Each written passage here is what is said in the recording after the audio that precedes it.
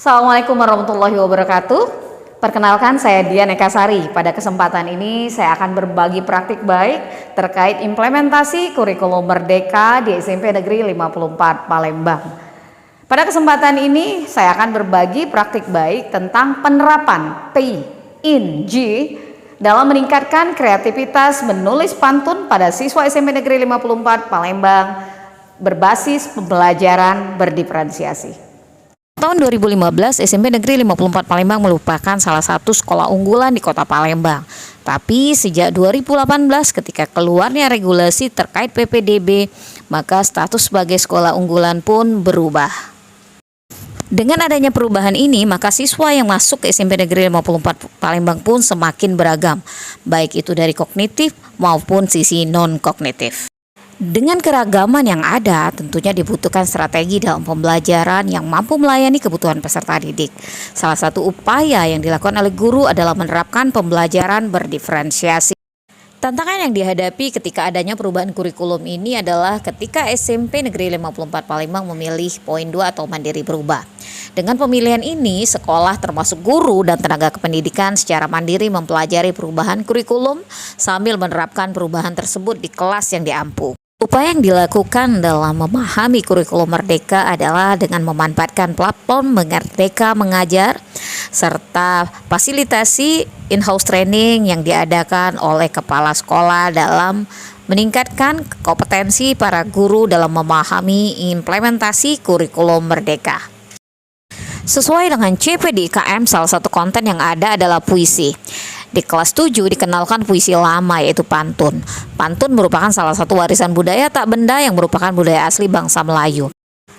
Pembelajaran berdiferensiasi dalam materi pantun ini dilaksanakan di kelas 72, 73, dan 74 tahun pelajaran 2022-2023. Rata-rata jumlah peserta didik per kelas antara 32 sampai 35 orang.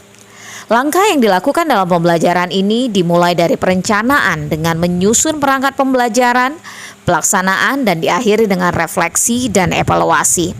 Sedangkan model pembelajaran yang diterapkan adalah model Merdeka, mulai dari diri, eksplorasi konsep, ruang kolaborasi, demonstrasi kontekstual, elaborasi, koneksi antar materi, dan aksi nyata.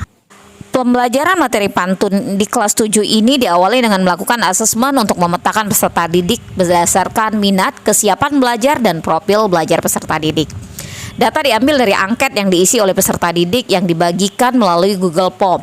Selain itu, untuk data profil peserta didik juga memanfaatkan biodata yang diisi ketika PPDB. Pemetaan ini memanfaatkan asesmen awal, yaitu literasi sederhana yang diambil dari tes yang dikerjakan melalui Google Form yang dibagikan. Dari hasil analisis data, peserta didik kelas 7-1 merupakan peserta didik yang diterima dari jalur afirmasi dan pekerjaan orang tuanya sebagian besar buruh harian.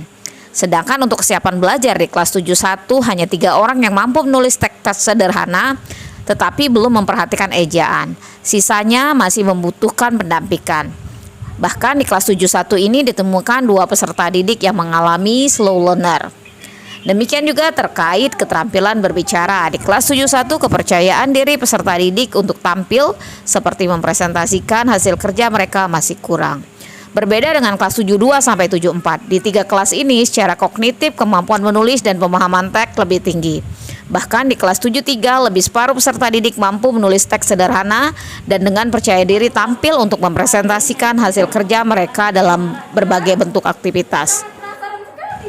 Ketika awal pembelajaran materi tentang pantun, semua peserta didik mengaku mengenal dan mengetahui pantun. Tetapi semua kelas yang diampu mengakui belum pernah menulis pantun.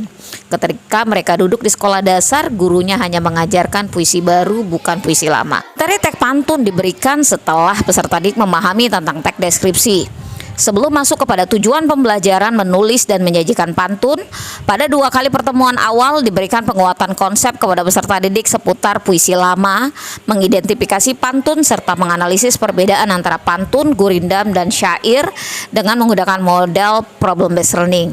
Usai memastikan ketercapaian kompetensi dari materi tersebut, dilanjutkan dengan tujuan pembelajaran peserta didik dapat menulis dan menyajikan pantun dengan tema dan lagu yang telah disepakati. Namun, sebelumnya dibuat perencanaan dengan menyusun modul ajar serta menyiapkan bahan ajar. Untuk materi menulis pantun, menyajikan pantun menggunakan waktu 3 kali 40 menit. 40 menit pertama digunakan pemahaman konsep, 40 menit kedua digunakan menyelesaikan tugas yang diberikan, dan 40 menit ketiga digunakan untuk menyajikan data serta refleksi. Langkah-langkah yang dilakukan ketika pembelajaran berlangsung, yang pertama, mulai dari diri. Pada tahap ini, peserta didik diajak mengungkapkan tentang konsep yang telah diketahui peserta didik tentang pantun. Atau pada tahap ini, guru melakukan apersepsi sekaligus mengecek kemampuan awal peserta didik. Eksplorasi konsep. Pada tahap ini peserta didik menyimak materi tentang teknik menulis pantun yang dimulai dengan menulis isi pantun yang akan disampaikan. Dilanjutkan dengan menulis sampiran yang disajikan guru menggunakan salin dia atau PowerPoint dan pemodelan langsung. Peserta didik juga diberikan berbagai contoh pantun sebagai referensi serta beragam video penyajian pantun melalui lagu seperti pada tembang Batanghari 9, lagu Petang-Petang. Dan dalam keseharian menggunakan lagu Rasa Sayangi, lagu Cup Mailang, dan Andeca Andeci. Ruang kolaborasi. Pada tahap ini peserta didik dibagi dalam 8-9 kelompok. Masing-masing kelompok terdiri dari 4 peserta didik. Pembagian kelompok ini memperhatikan kesiapan belajar. Untuk peserta didik yang sudah mampu menulis teks sederhana dibagi secara rata di setiap kelompok dengan tujuan peserta didik inilah yang akan membantu teman-temannya dalam menulis pantun.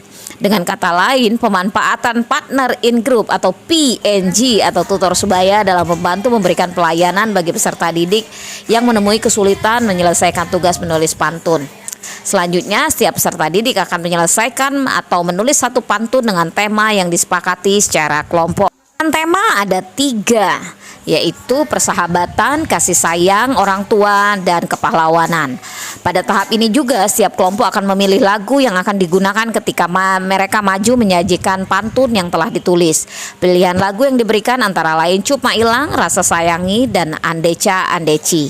Untuk menghindari penjiplak pantun yang sudah ada, pada tahap ini peserta didik tidak dibolehkan menggunakan bantuan telepon pintar atau buku pantun. Keempat, demonstrasi kontekstual. Pada tahap ini peserta didik berlatih menyajikan pantun yang telah mereka tulis untuk ditanggapi oleh teman dalam satu kelompok. Yang kelima, elaborasi pemahaman. Pada tahap ini peserta didik yang belum mampu menyelesaikan tugas menulis pantun akan dibantu oleh rekan-rekan sesama kelompoknya atau PNG untuk menyelesaikan satu pantun yang akan ditulisnya. Ini adalah bentuk diferensiasi proses yang diterapkan. Pada langkah ke-6, koneksi antar materi, peserta didik dalam kelompok diminta bercerita tentang bagaimana trik yang diterapkannya sehingga bisa menyelesaikan tugas yang diberikan. Pada sisi lain, peserta didik yang sudah selesai akan membantu teman-temannya yang mempunyai kendala dalam menulis pantun yang diberikan. Pada langkah ke-7, aksi nyata, peserta didik secara berkelompok maju ke depan untuk menyajikan pantun yang ditulis menggunakan lagu yang telah mereka sepakati. Setiap peserta didik secara bergiliran menyajikan pantun yang telah mereka tulis diselingi lagu Cup Mailang, Rasa Sayangi, atau Andeca Andeci. Dengan memanfaatkan tutor sebaya atau partner in group PNG serta model merdeka berbasis pembelajaran berdiferensiasi ini, KKTP secara klasikal bisa tercapai dengan baik. Selain pembelajaran yang berlangsung lebih menyenangkan, peserta didik mampu menulis pantun meski dalam satu pertemuan. Sebelum pembelajaran berakhir, dilakukan refleksi di masing-masing kelas. Berdasarkan hasil refleksi menggunakan metode 4P dan FSB, semua peserta didik merasa senang dengan pembelajaran yang dilakukan. Meskipun mereka diberikan tugas menulis yang merupakan keterampilan tertinggi tanpa bantuan telepon pintar. Peserta didik akhirnya bisa menulis pantun sederhana sesuai dengan tema yang dipilih secara berkelompok. Selain itu, adanya pemanfaatan tutor sebaya atau PNG memang membantu peserta didik lain yang mengalami kendala ketika menyelesaikan tugas yang diberikan. Terkait lagu Rasa Sayangi yang lebih banyak dipilih dan tidak ada satupun kelompok yang memilih Cup Mailang yang merupakan salah satu kearifan lokal di Sumatera Selatan, menurut peserta didik bahwa lagu ini tidak dikenal, sedangkan lagu Rasa Sayangi banyak mereka dengar ketika tampil di reel Instagram. Demikianlah praktik baik yang setelah saya bagikan. Semoga praktik baik ini bisa menginspirasi rekan-rekan sejawat dalam mengimplementasikan kurikulum Merdeka, meskipun saat ini kita memilih sebagai mandiri berubah atau mandiri belajar. Saya akhiri, billahi taufik wal hidayah. Wassalamualaikum warahmatullahi wabarakatuh.